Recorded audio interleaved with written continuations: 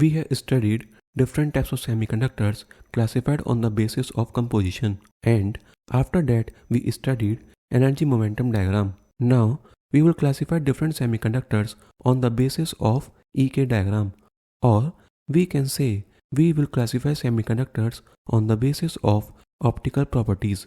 Indirect bandgap semiconductors are those semiconductors in which the two extremas of conduction band and valence band in the EK diagram has different momentum values. A diagram is already shown for reference. As you can observe from this diagram that if a photon tries to excite an electron in the valence band, then the photon need not to only have to satisfy the difference in energy gap but also should have sufficient momentum to transfer it to the electron so that the conservation of momentum principle also satisfies. Photons generally have sufficient energy but does not have sufficient momentum, making photon absorption efficiency very poor in indirect bandgap semiconductors. It is also observed that when an electron transition takes place in such semiconductors, phonon emission usually takes place. Phonon is a unit of vibrational or sound energy which is responsible for spreading of heat as well as sound from one part of crystal to another. Phonons can be thought of as quantized sound waves similar to photons being quantized light waves. However, photons are fundamental particles that can be individually detected, whereas photons being quasi-particles result of emergent phenomena. Photons do not interact at all if they have different wavelength.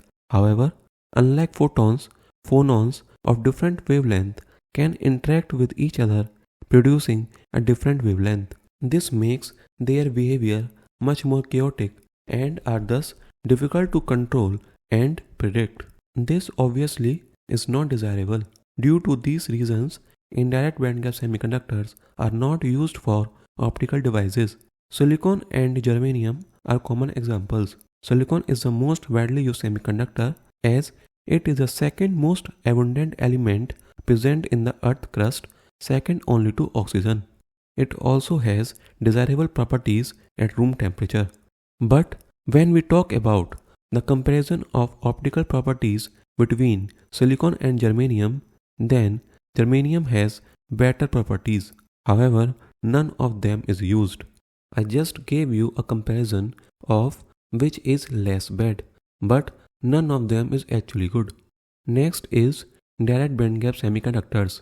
Direct bandgap semiconductors are those semiconductors in which extremas of conduction band and valence band in the EK diagram have same momentum value.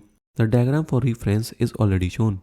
The photon absorption efficiency is good in these semiconductors because in these semiconductors, photons need to deliver only the energy sufficient to overcome the band gap and need not to bother about the momentum conservation. Therefore, this type of semiconductor is preferred for optical devices. A very common example is gallium arsenide, which is actually the second most widely used semiconductor, second only to silicon.